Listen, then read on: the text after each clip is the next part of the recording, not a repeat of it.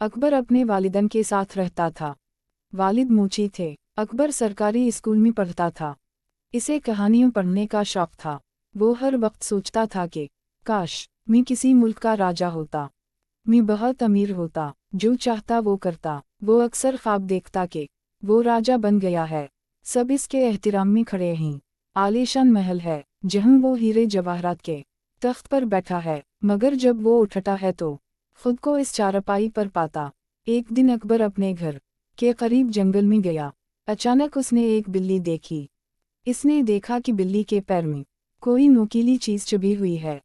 वो बिल्ली के पैर से नोकदार चीज़ निकालता है तो वो बिल्ली एक खूबसूरत परी में तब्दील हो जाती है। वो परी कहती है, तुमने जादुई तीर निकालकर मुझे आज़ाद कराया, मैं तुम्हारी एहसानमंद हूँ, इसलिए तुम्हारी कोई दो ख्वाहिश पूरी करूँगी। अलामत वावन। अकबर जल्दी से कहता है कि मुझे किसी मुल्क का राजा बना दो। परी ने कहा, आँखें बंद करो। अकबर ने आँखें खोलीं तो वो हैरान रह जाता है।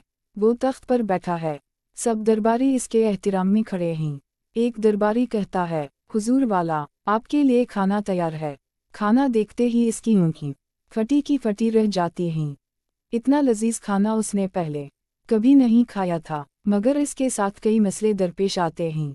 लोग इसके पास अपने झगड़ों के फैसले कराने आने लगे, मगर वो दुरुस्त फैसले नहीं कर पाता। ज़्यादा खाना खाने की वजह से वो बीमार रहने लगा।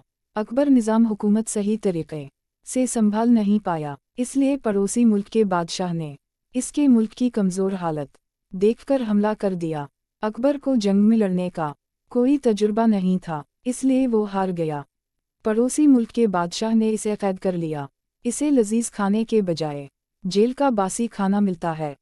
वो अपने वालिदैन को अपने घर को याद करता है, जहाँ पर उसे कोई मुश्किल नहीं थी। इसकी तबीयत ठीक रहती थी, इसे खाने को खालिस फ़िज़ा मिलती थी। इसे परी की बात याद आई। इसने मशरिक़ की तरफ मुँह करके 3 तालियां बजाईं। परी आई तो उसने कहा, मुझे पहले जैसा बना दो। परी ने कहा, आँखें बंद करो। आँखें खोलीं तो देखा कि वो उसी जंगल में है। अब पछतावा किया होता जब चिड़िया चुग गई खेत।